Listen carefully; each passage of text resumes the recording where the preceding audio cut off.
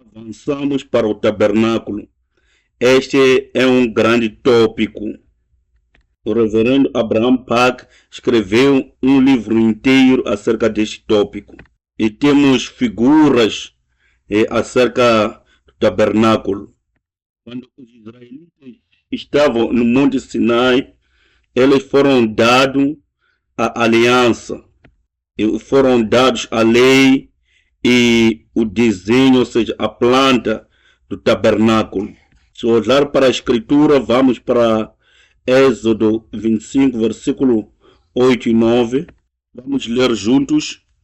E me farão um santuário e habitarei no meio deles, conforme tudo que eu te mostrar para o modelo do tabernáculo e para o modelo de todos os seus móveis, assim mesmo o fareis. Então aqui Deus diz a Moisés: diga ao povo de Israel para me construir um santuário para que eu possa habitar no meio deles. Vamos pensar nesta declaração. Deus quer viver no nosso meio. Desde que Adão caiu e foi expulso do jardim do Éden, existe esta separação entre Deus e os seres humanos.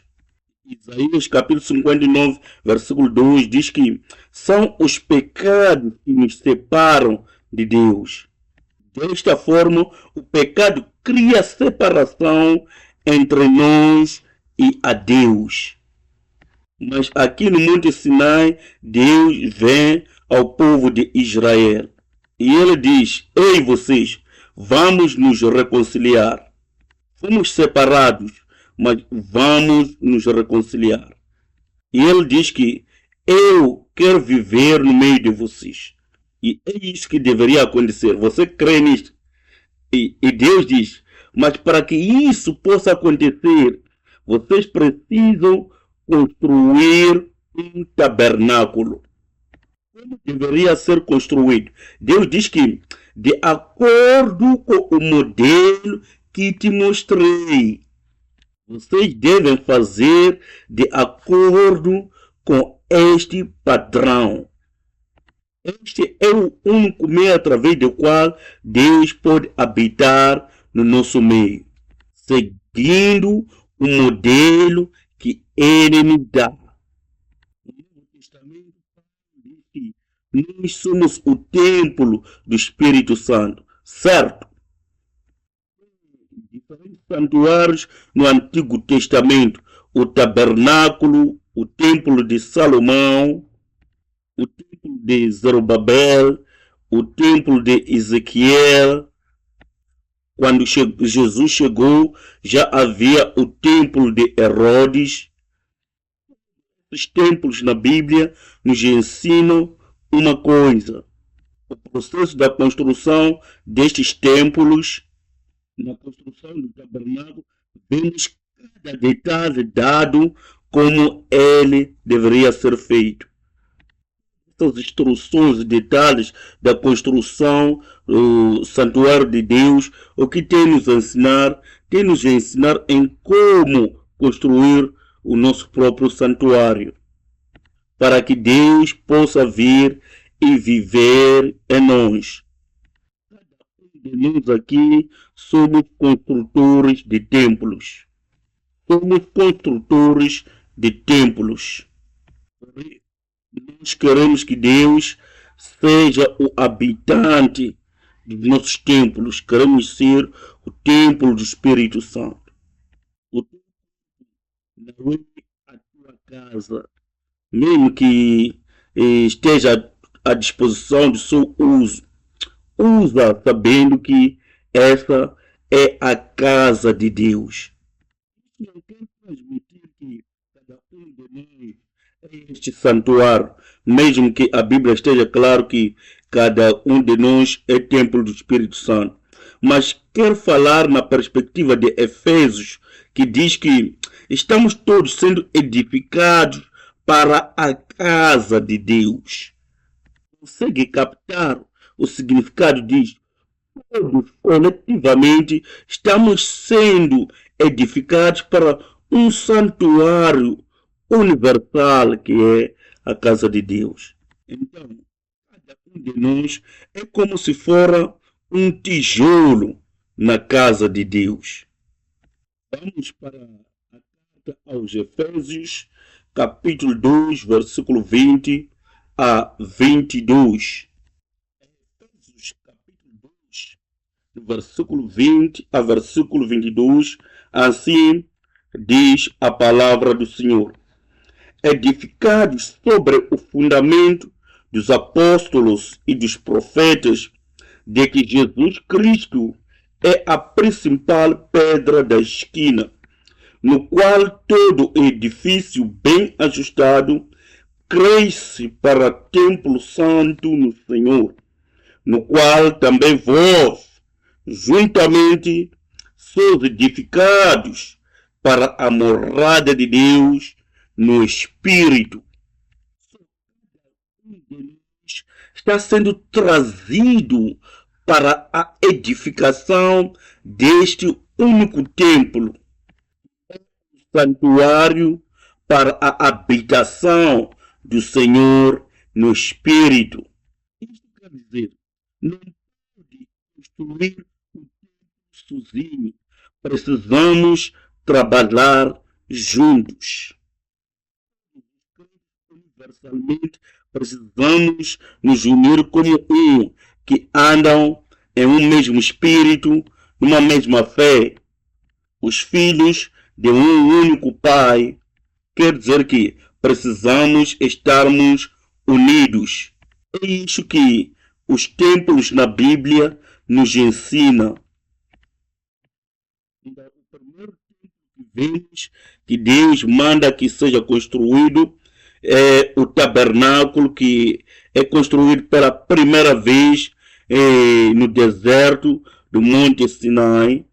Sua construção foi feita no primeiro dia do primeiro mês, em 1445 a.C. Foi a habitação de Deus, porque Deus misturou-se com o povo. Eles estavam oferecendo sacrifícios a Deus e Deus correspondia abençoando-lhes. O tabernáculo estava lá a favor do povo da aliança. O tabernáculo era o lugar onde Deus iria habitar e se encontrar com o povo ali. Era um lugar de encontro. É por isso que às vezes era chamado de tenda do encontro. Deus quer se encontrar conosco hoje. Pensa acerca disto. Depois de ter expulso Adão e Eva do jardim do Éden, Deus já quer se encontrar com a humanidade. Quer um relacionamento conosco, quer uma comunhão conosco. Assim sendo, o tabernáculo nos ensina como é que isso é possível. Ele nos dá aquilo que é a planta, a forma, o padrão do tabernáculo. Eu quero te encorajar a comprar um desses livros. Tem muitas figuras lá acerca do tabernáculo. Se você andar a buscar noutras fontes, há de ver que as figuras daquilo que eles trazem como figura do tabernáculo não tem nada a ver com aquilo que é a descrição bíblica dessas figuras. Mas no livro dele, o reverendo Pack foi meticulosamente em cada versículo e fez a pesquisa na língua hebraica para trazer imagens exatamente como são descritas nas escrituras. Por exemplo, como podem ver, esta bacia de bronze, sempre temos visto que se encontra no centro, bloqueando a entrada do lugar santo. Mas se prestar bem à leitura das escrituras, vai encontrar que deve estar ao lado, porque o altar do sacrifício é que está diretamente focada para a entrada daquilo que é o lugar santo. Se construir um santuário para Deus, deve prestar atenção a detalhes tão pequenos como esses. Deus exigiu que se colocasse uma cerca ao redor dele, gerar os átrios do tabernáculo.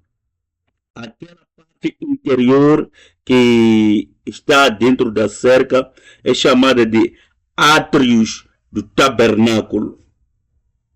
Pensa acerca disso. Você está no deserto e Deus diz: construa isto aqui.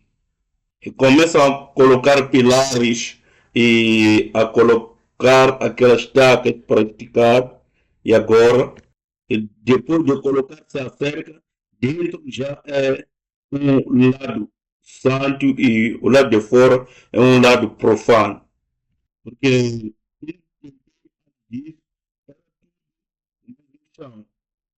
uma vez que a cerca é colocada, dentro já é um lugar santo. E tem aqueles que perguntam por que é que Deus escolheu Abraão? A pergunta seria: por que ele escolheu você? Por que Deus escolheu a mim?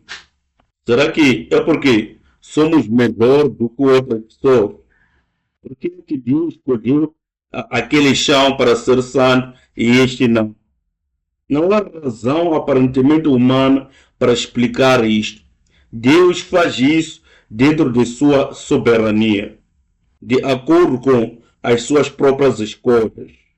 Isso não gera orgulho, vanglória e diga: epa, eu fui escolhido por Deus porque sou melhor que você, porque sou aquilo mais aquilo. Ninguém é melhor que ninguém na escolha de Deus. É apenas a escolha soberana de Deus.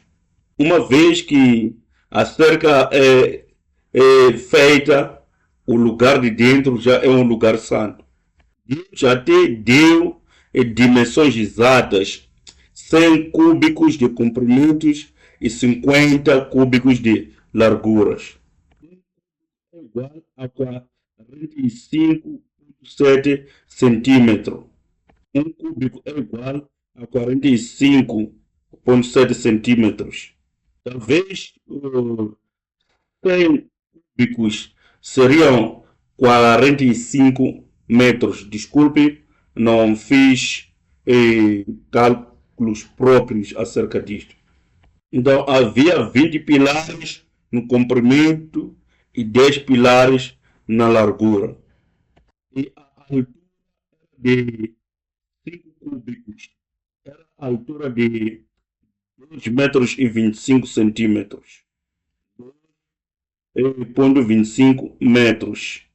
E tinha uma cobertura sobre esta cerca e tinha a cor branca, a cobertura deste linho. A cor branca é o simbolismo da pureza, santidade e a perfeita separação.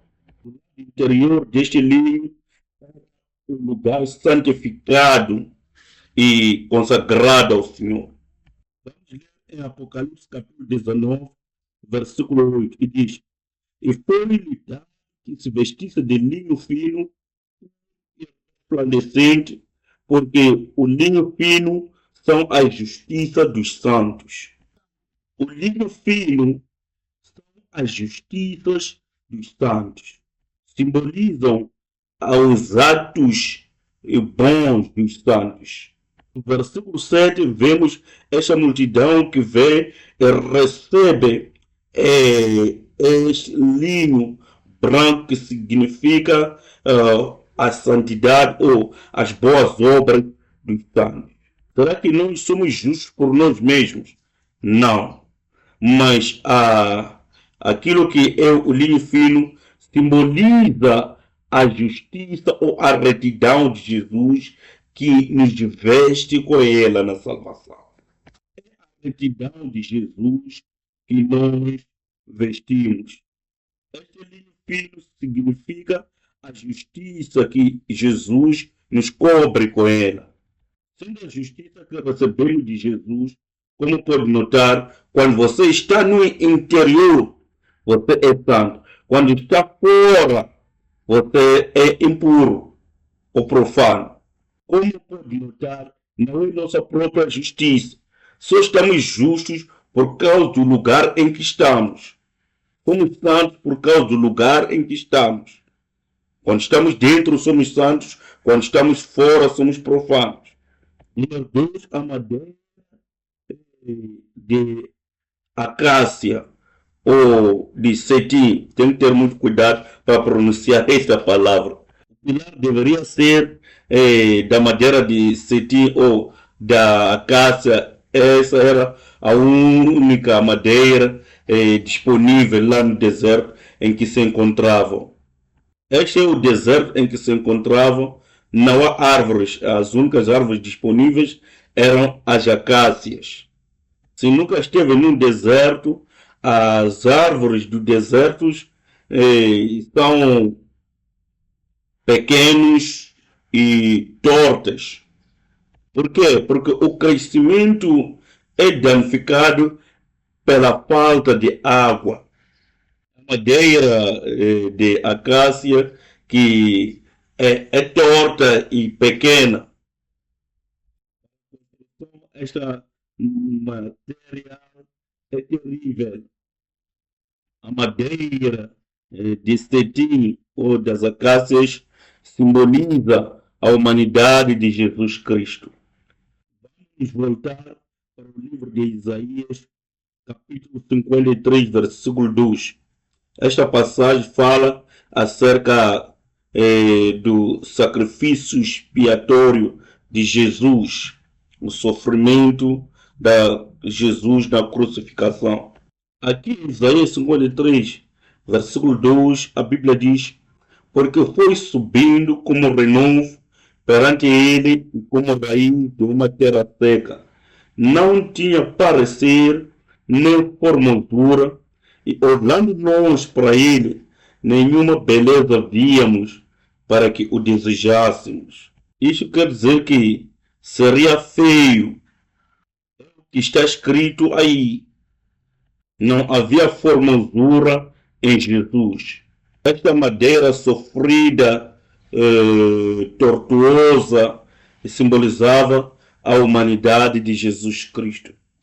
Mas ao mesmo tempo, esta madeira de acácia simboliza eu e você. Deus leva-nos e nos faz parte da construção do seu templo.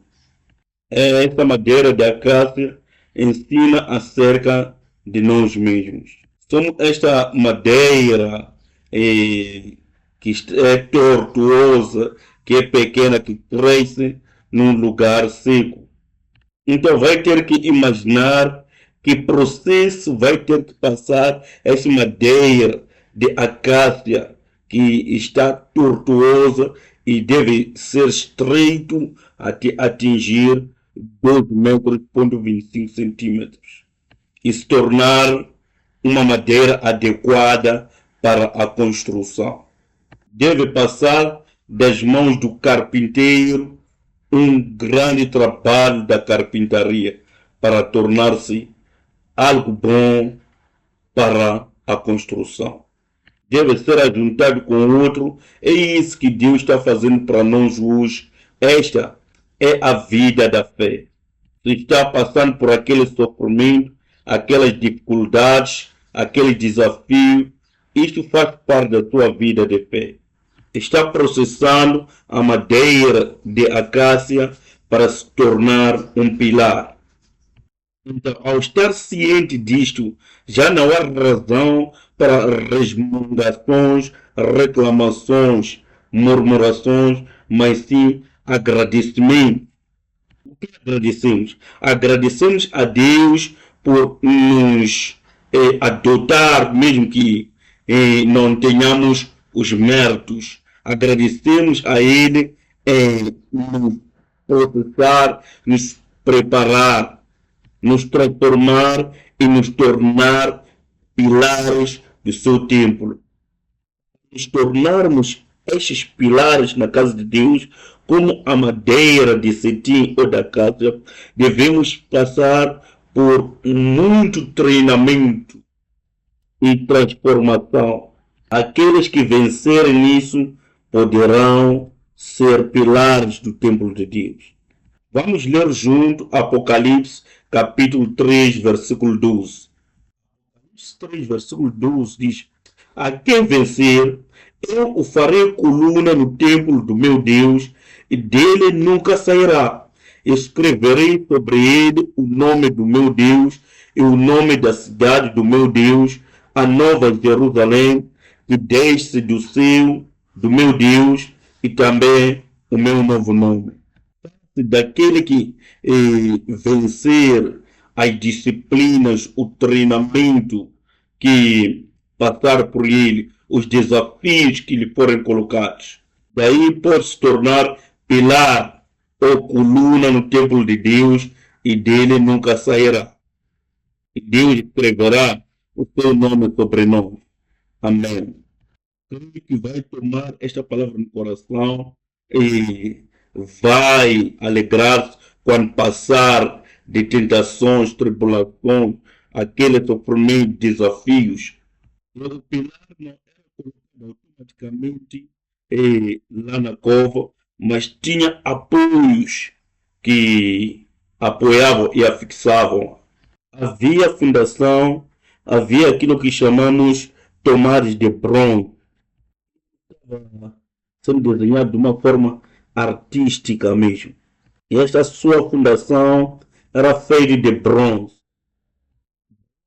resistente ao fogo. O bronze fala acerca do sofrimento e perseverança de Jesus. Quando ele carregava o juízo, a tribulação, carregando aquilo que era a condenação e o castigo pelo pecado. O bronze não é usado apenas aqui, também o altar de sacrifícios é feito de bronze. Resiste ao fogo e prefigura a perseverança de Jesus nos seus sofrimentos, mostrando que a Igreja de Cristo deve ser fundada nos sofrimentos de Cristo. Nós, como pilares, estamos sobre Cristo como fundamento. Estamos fundados no sofrimento e na morte dele, ou seja, no sacrifício dele. Nós não estamos alicerçados sobre as nossas próprias justiças. Nós estamos alicerçados sobre a morte e a ressurreição do Senhor Jesus Cristo. E a Bíblia nos ensina que devemos seguir os seus passos e compartilhar nos seus sofrimentos. Pode notar argolas aqui. Havia pregos nestes pilares para aqueles que vão ao acampamento, sabem como esticar a tenda. Tem aqueles pregos que colocam para assegurar a tenda. Através destes, o pilar estava tão seguro que poderia resistir quaisquer tipos de ventanias que ocorrem no deserto. Ventania soprando no deserto. Pensem nesses pregos de bronze que estão esticando e assegurando toda essa cerca ao redor do tabernáculo.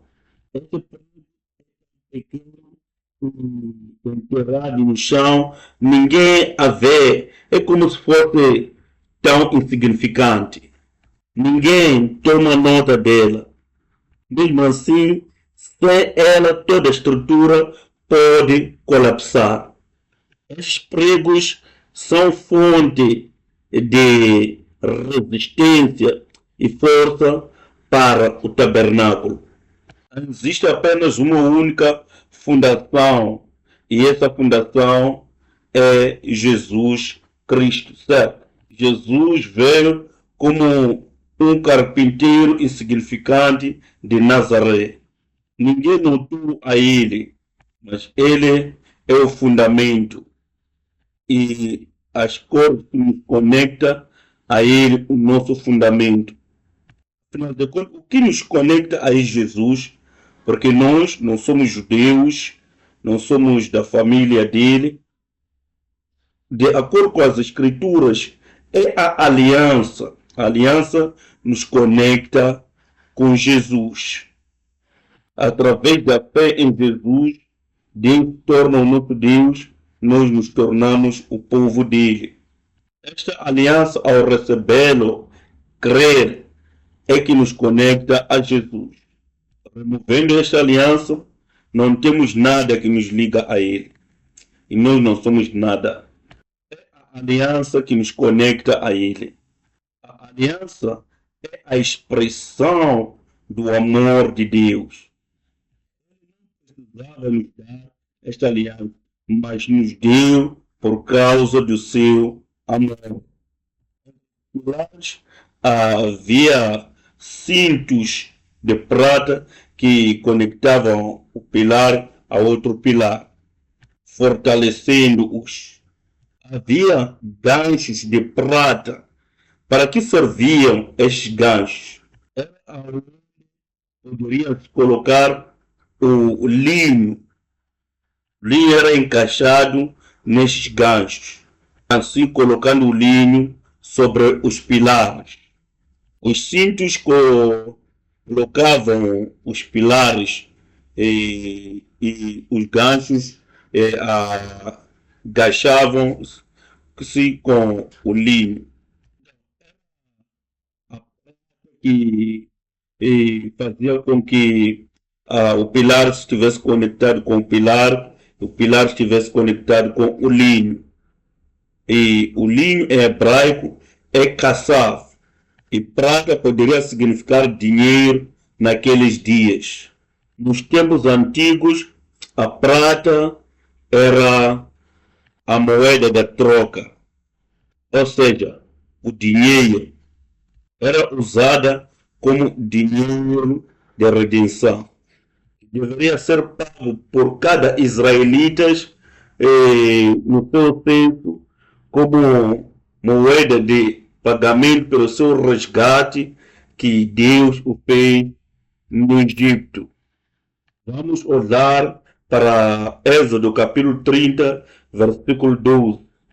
Essa passagem de Êxodo 30, versículo 12 diz: quando tomares a soma dos filhos de Israel, conforme a sua conta, cada um deles dará ao Senhor o resgate da sua alma quando os contares, para que não haja entre eles praga alguma quando os contares.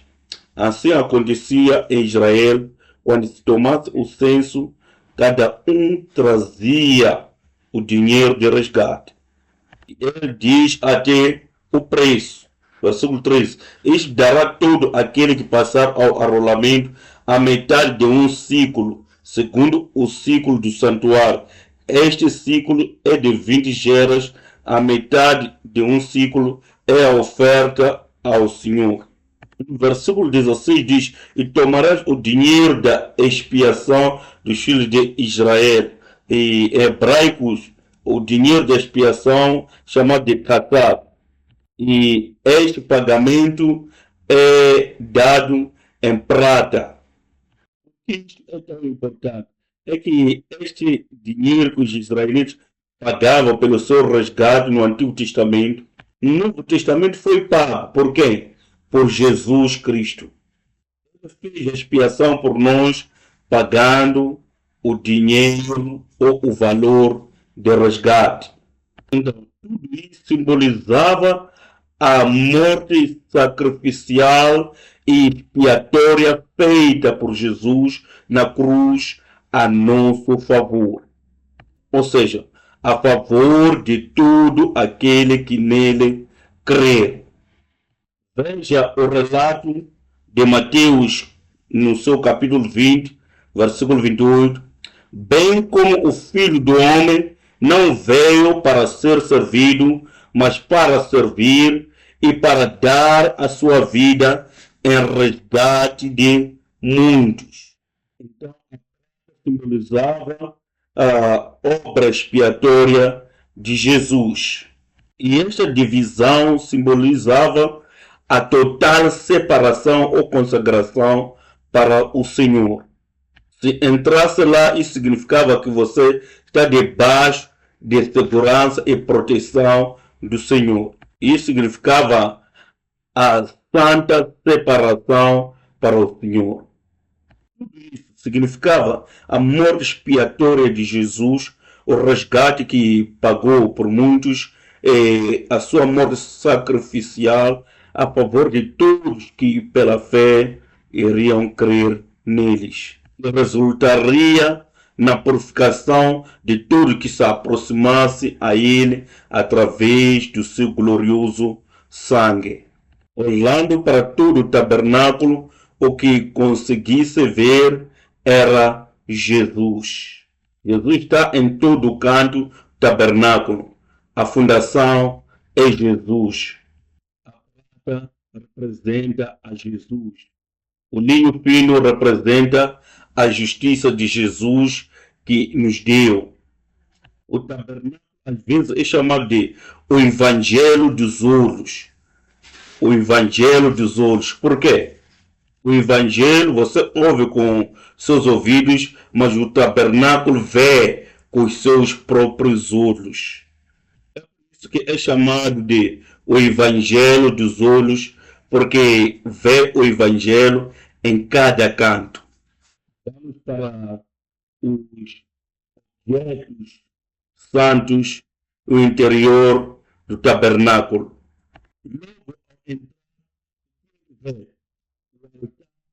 Sacrifícios queimados. Como pode ver nesta foto, está aqui ver o altar dos sacrifícios queimados. Se olhar atentamente, consegue notar uma diferença. Os israelitas construíram um altar da terra, depois sobre ele colocaram o altar de bronze. Então o sacerdote iria subir até o altar para queimar os seus sacrifícios. Vamos olhar para o altar dos sacrifícios. As suas medidas eram 5 cúbicos por 5 cúbicos, de 3 cúbicos. Então, os 5 cúbicos, como já havíamos dito, que um cúbico é composto de 45, é o equivalente a 45 centímetros. E aqui teríamos 2 metros e 25 centímetros. E é feita de madeira de acácia. É a única madeira disponível lá no deserto. E depois é coberto de bronze e colocada sobre o altar de terra. E tinha 4 chifres, uma por cada canto. E o fogo no altar deveria arder continuamente. Olha para Levíticos 6, versículo 9. Da ordem a Arão e a seus filhos, dizendo: esta é a lei do holocausto. O holocausto será queimado sobre o altar toda a noite até pela manhã, e o fogo do altar arderá nele. Olha para o versículo 3. O fogo arderá continuamente sobre o altar, não se apagará. Não deveria estar lá apenas quando houvesse sacrifícios, mas deveria estar a arder continuamente. Que isto quer dizer que a tarefa dos sacerdotes era de manter acesa este fogo. Isso quer dizer que nas nossas igrejas este fogo deve estar a arder todo o tempo. Afinal de contas, o que é este fogo? A situação do pecado. Quer dizer, é o fogo da ou seja, é o fogo do sacrifício expiatório do Senhor Jesus Cristo.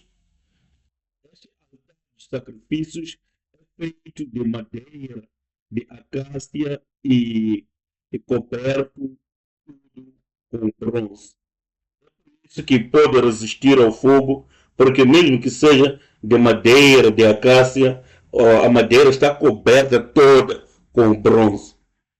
E isso mostra nós somos contra o juízo de Deus. Nós somos como esta madeira de acácia. Entrarmos no juízo de Deus de fogo através de nós ou das nossas obras, podemos arder e desaparecer. Jesus nos cobriu, o seu bronze nos cobriu. Entrar nesse fogo do juízo de Deus, podemos sair intactos. Lembra-se dos três amigos de Daniel, foram lançados na cova de fogo. Saíram da fornalha tocadas, mesmo o fio de cabelo. Lançados naquela fornalha, mas quando as pessoas viram Nabucodonosor, 4 deles, ele diz que o quarto era parecido ao filho dos deuses. O branco simboliza a cobertura de Jesus Cristo que nos dá sobre o juízo de Deus, para que não sejamos consumidos com o fogo de Deus. Vamos olhar para o significado prático deste altar de bronze, que é o significado da história da redenção. O fogo que arde e nunca se apaga simboliza o poder do sacrifício de Jesus que consome todos os pecados da humanidade. Os sacrifícios oferecidos pelo pecado sobre o altar simbolizavam ou tipificavam o único sacrifício expiatório de Jesus na cruz. No Antigo Testamento, deveriam oferecer continuamente estes sacrifícios. Havia o sacrifício de manhã, o sacrifício da tarde. Nos sábados, havia muitos sacrifícios, e não falando dos dias de festas.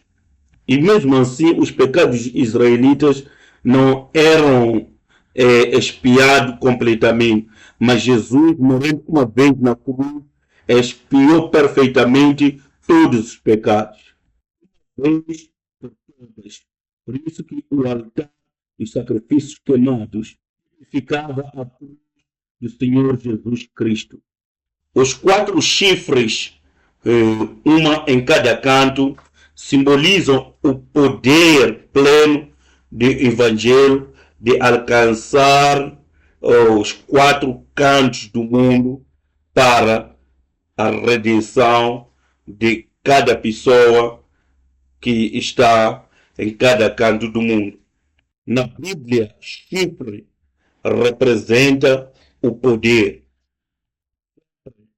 Chifres representam o poder na Bíblia. Então, os 4 chifres sobre o altar dos sacrifícios significam o poder do Evangelho. O Evangelho é tão poderoso ao dizer às pessoas que Jesus morreu pelos seus pecados, é grande poder e deve ser espalhado ao redor de todo o mundo. O santuário devia ser movido de lá a colar, não era algo permanente. Moveram através de suas jornadas no deserto. E Deus havia lhes dado instruções concretas em como removê-lo e em como esticar. Quando movido, o altar deveria ser coberto com um pano de cor púrpura. O pano de púrpura que cobria o altar de cobre quando fosse removido simboliza Jesus como o rei da realeza naqueles tempos. Os reis usavam a púrpura. Quando as pessoas vissem pessoas carregadas com alguma coisa coberta com a púrpura, sabiam que este é o altar de bronze. E aquilo simbolizava Jesus como rei. O que é mais interessante é que o seu reinado é simbolizado ou pelo seu sofrimento, pelo altar do sacrifício. Jesus tornou-se rei através do seu sofrimento. Se queremos ser sacerdotes da realeza dele, precisamos seguir os seus passos. Ninguém vai dizer o amém nisso, mas é assim que deve ser, sendo nós os seus discípulos.